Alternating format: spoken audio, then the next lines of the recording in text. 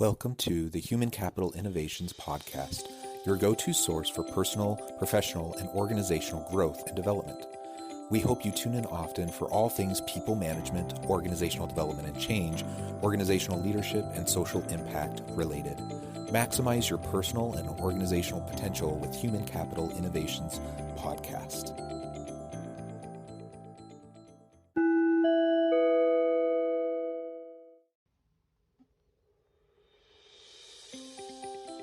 Welcome to the Human Capital Innovations Podcast. In this HBR Minute HCI podcast episode, I explore the recent HBR video, How to Stop Promoting Incompetent Men.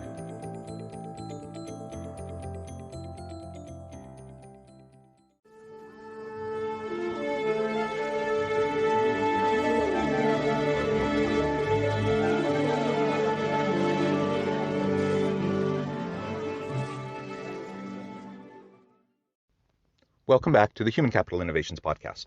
It's great to be with you again today for this HBR Minute HCI podcast episode. Today I'll be exploring the recent HBR video, How to Stop Promoting Incompetent Men. Are there fewer women in management because we can't discern between confidence and competence? The popular explanations range from women just aren't capable of being leaders to women just don't want to be leaders. However, one author suggests the absence of women in leadership roles has less to do with women themselves and more to do with how we interpret leadership traits. Confidence, a trait more associated with men, is often misinterpreted as competence. As a result, charismatic but incompetent men have fewer barriers to reach the top than women. Individuals in positions to promote and hire managers should think more critically about what seems like a leadership trait versus what is an actual leadership trait. They will find that arrogance and overconfidence, the characteristics that get men into management positions, are also the characteristics that cause poor performance. Thanks for joining me, and I'll catch you on the flip side of this first clip. I think there's no question that we are still promoting at least as many incompetent men as we were when I wrote the original article, Why Do So Many Incompetent Men Become Leaders? I am very grateful to incompetent men who keep succeeding, because every time that somebody that is perceived as incompetent or not very competent gets elected or wins an executive position in a company, the article then goes back to number one. If you seem aggressive, very assertive, bold, abrasive, overconfident, there's a strong probability that people attribute competence to you, especially if you're a man. I think there is clearly a disconnect between the attributes that seduce us in a leader, things like confidence, charisma, even narcissism and greed, and those that are needed to be an effective leader. Nothing gets to me more when seemingly incompetent people get promoted continuously throughout an organization. And why do they get promoted? Well, clearly, they've been able to convince people who are higher up in the hierarchy that they are competent. The question then becomes, well, how are they able to pull the wool over their eyes? How are they able to convince them of their competence when they really don't have it, when their skill level, their capabilities and their competencies don't really match up with what they need to be able to do to be effective in the job?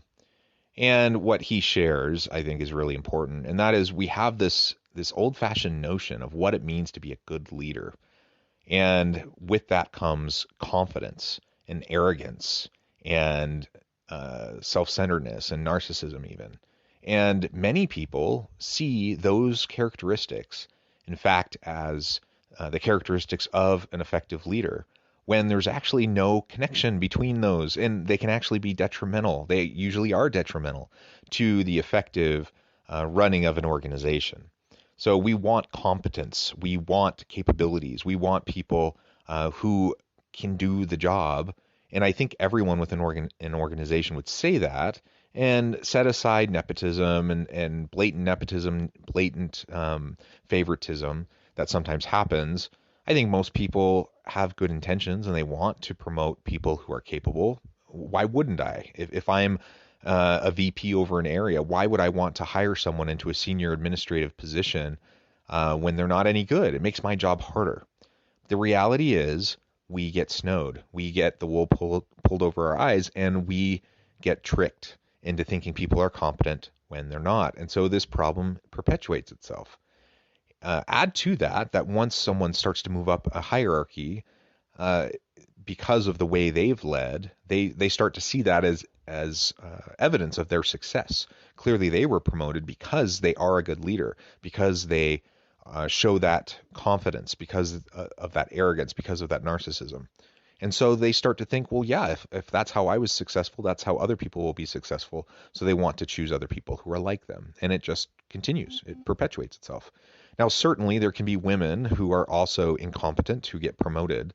There's no race or gender differential in terms of incompetence. But the reality is that there are certain masculine traits that can mask the competence that we may have, make it look like we're competent when we're not. And that's really at issue here. And when you look at gendered differences, when you look at kind of the cultural norms often associated with these gendered differences, then we start to see that some of the common traits that are more feminine, more associated with females, they tend to be the ones that are considered softer, weaker, not as capable. When in reality, the research shows that those characteristics are far more important in effectively leading an organization. So he's going to explain some more of this as we go throughout this video and we dissect it a little bit. But really, we need to get this right. Not only is it an issue for gender parity in the workplace in terms of having female executives and female leaders throughout organizations, and other issues related to gender and racial parity. But goodness, why do we want so many incompetent people within organizations on a continual basis? We can fix it.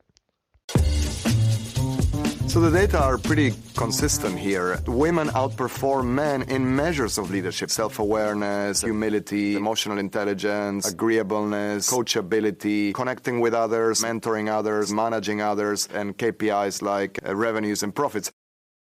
That's not to say that there aren't any men who may display more empathy and coachability than women. Sure, some women are taller than some men, but on average, men are taller than women. And on average, men lead in a more absentee way, are more hands-off and more centered on themselves.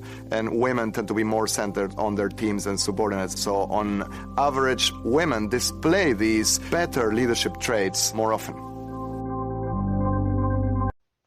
So again, the data is pretty darn clear. There's been lots of research on this. I've done some of this research myself, that women, on average, in the aggregate, they tend to have higher levels, reported levels in these various important leadership characteristics and capabilities that lead to actual organizational success, not perceived success as a leader because of machismo, because of overconfidence, and asserting yourself more strongly, trying to make other people think that you know what you're doing or think that you are on top of things.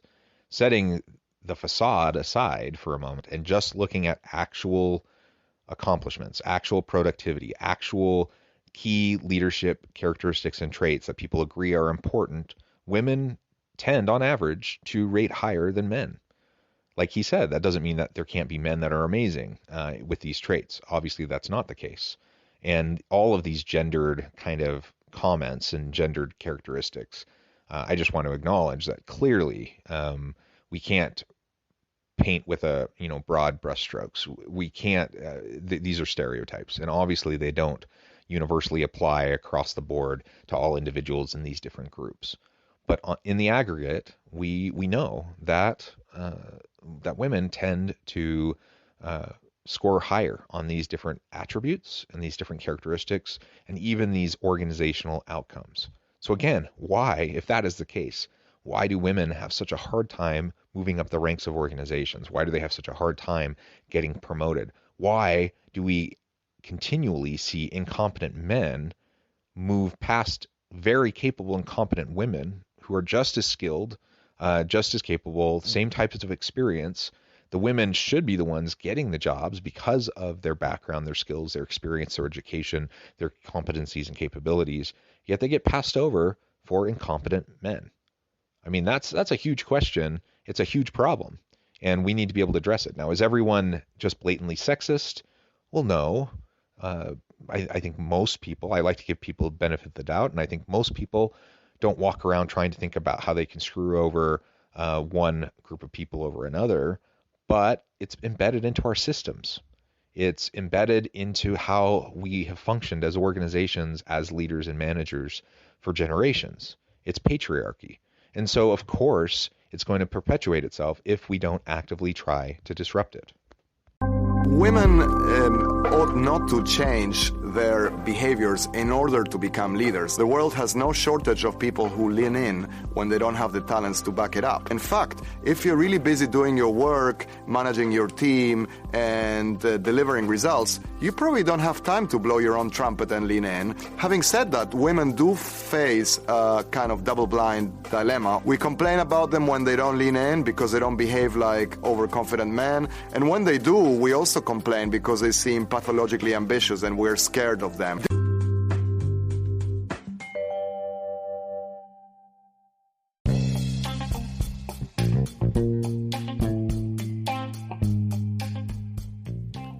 I'm excited to announce the publication of my new book from HCI Press, The Alchemy of Truly Remarkable Leadership: Ordinary, Everyday Actions That Produce Extraordinary Results. Consider how the nature of work has shifted over the past 50 years. With increased globalization, rapid technological advancement, and the shift in economic composition, the average job of today looks very different than the average job of 50 years ago. What will the jobs and organizations of tomorrow look like? Moreover, what does this all mean for organizational leaders? What are the core competencies and capabilities of organizations and their leadership that are prepared for continued disruption and geopolitical and socioeconomic shifts? Regardless of what the future holds, increasingly, leaders need to be socially minded, data-driven, decisive, champions of talent, and disruptors of the traditional notions of leadership, teams, organizations, and work. The Alchemy of Truly Remarkable Leadership will help you to explore your own leadership competencies and capabilities and consider ways to apply and implement them into your workplace and personal life.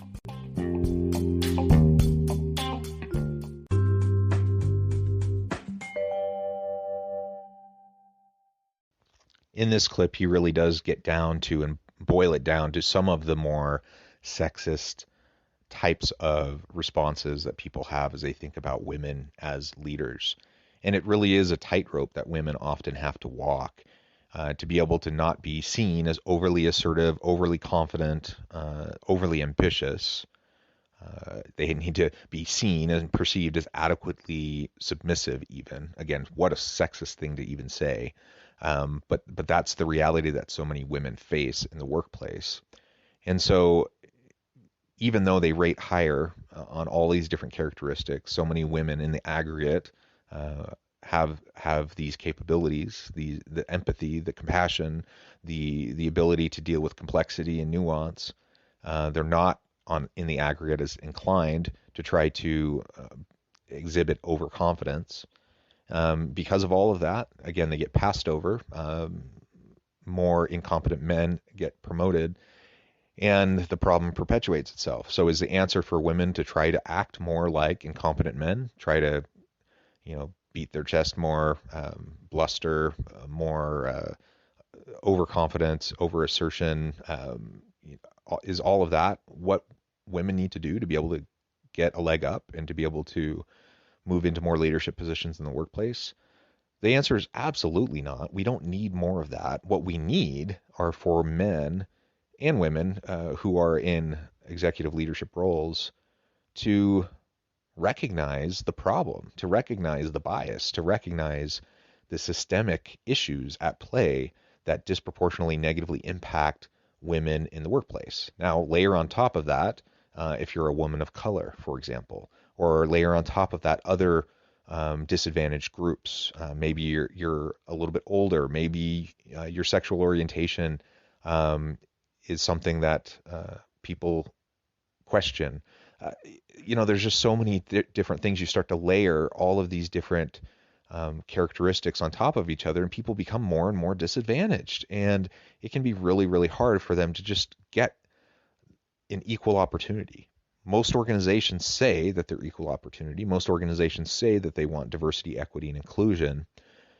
I don't think many people, there are some, but many people, most people, will say all of those values are important. They'll say that they're working towards it. But are we doing enough? Are we really moving the needle? And if we're only doing surface level band-aid approaches to these big systemic problems, we're not going to see very much movement. But we should do better, and we need to really focus on it, get people around the table, and talk about the systemic issues, talk about possible solutions, get buy-in, and start to move the needle. This is the fundamental paradox in which women are trapped. The solution to improving the quality of our leaders is not to make it easier for incompetent women to become leaders, but to make it harder for incompetent men, so that we actually reward people for the potential and talent they have, as opposed to teaching them to emulate some pseudo-Machiavellian manipulative strategies that won't elevate the quality of leadership. I love that. The solution isn't to start hiring more incompetent women to level up with the number of incompetent men that move into roles of leadership. It's to start actually assessing leadership capabilities, start to recognize what is actually important, and then promote based on that.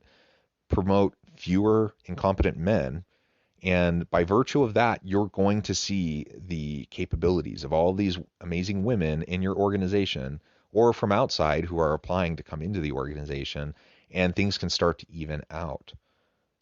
Now, does that mean we can't hire men into leadership positions? Of course not. I'm not, some people might accuse me of reverse discrimination because now we're saying we need to just hire women to equal the number. What we're talking about is just focus on capabilities, for crying out loud. Stop focusing on gendered norms. Stop focusing on all these preconceived notions. Stop focusing on tradition and the traditional thinking around what makes quote unquote a good leader. Most of that's garbage, and it's just tradition, and it doesn't actually mean anything for the way organizations work and run. And just start to focus on capabilities. Start to focus on competencies.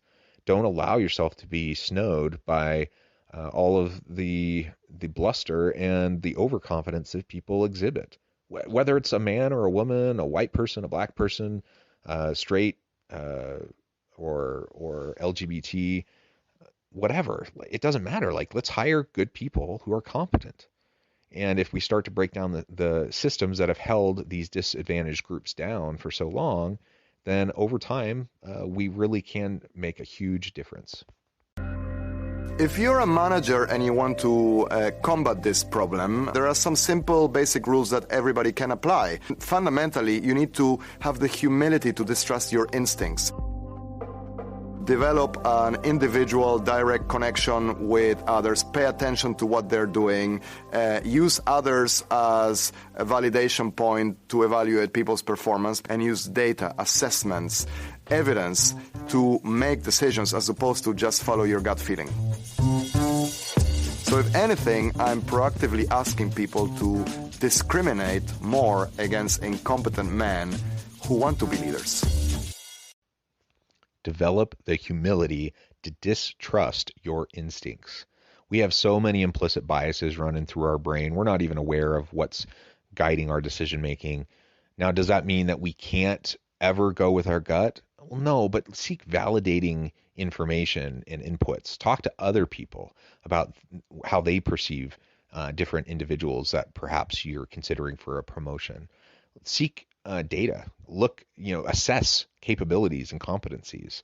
Don't just go off of your gut, because if you're only going off your gut without these other validating types of experiences, you will make poor choices. You will make poor decisions, and your implicit biases will influence the decisions that you make. Get to know your people. Seek true understanding of who they are, what they're capable of. Seek appropriate data and metrics to better understand performance. And so you can see through the facade that some people will put up. And then lean on other experts and other individuals who you trust who who can help you have a good sense of that person and if they truly have the capabilities to be able to perform well in the job. That's what we need to be able to do as organizational leaders. A big part of leadership is helping to develop others, helping to see the potential in others, and then helping them to see it in themselves, and then helping them to develop and work towards achieving it and maximizing and fulfilling their full potential. The other part of being a really good leader is to be able to recognize good capabilities in other people and surrounding yourself with great people and really putting together an excellent team. And honestly, I see so many organizations where leaders are just so crummy, and it's so obvious because of the quality of the hires that they make, the quality of the promotions that they make.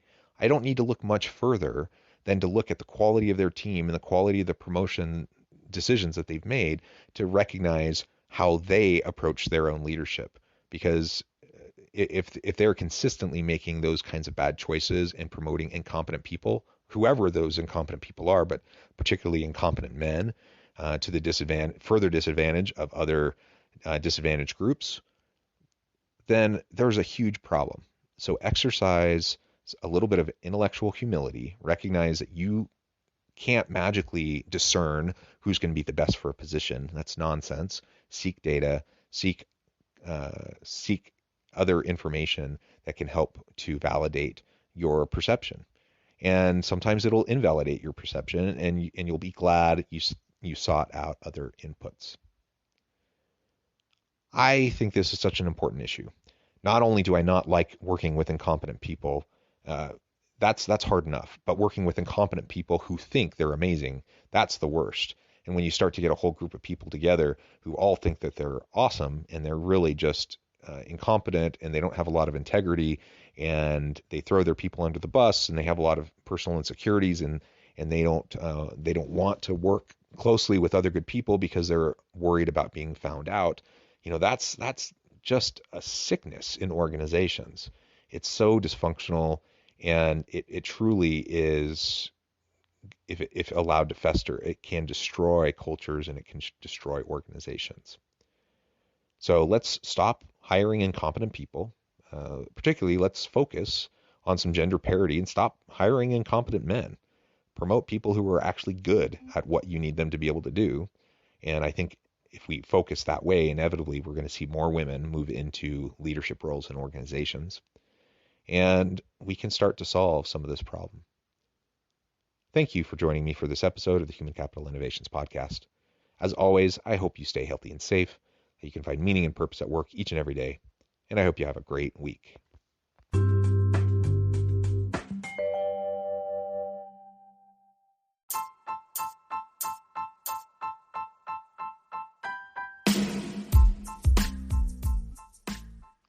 We are excited about the launch of HCI's new magazine, Human Capital Leadership.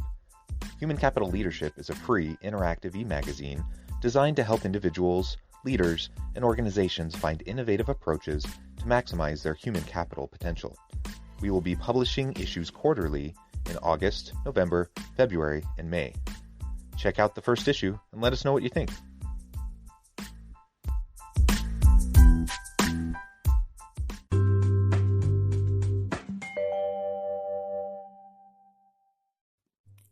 Thanks again for joining us for this episode of the Human Capital Innovations Podcast. I hope you stay healthy and safe and that you have a great week.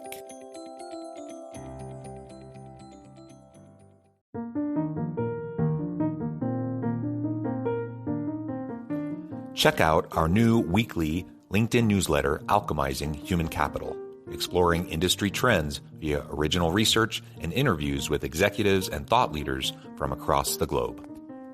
We look forward to having you join us.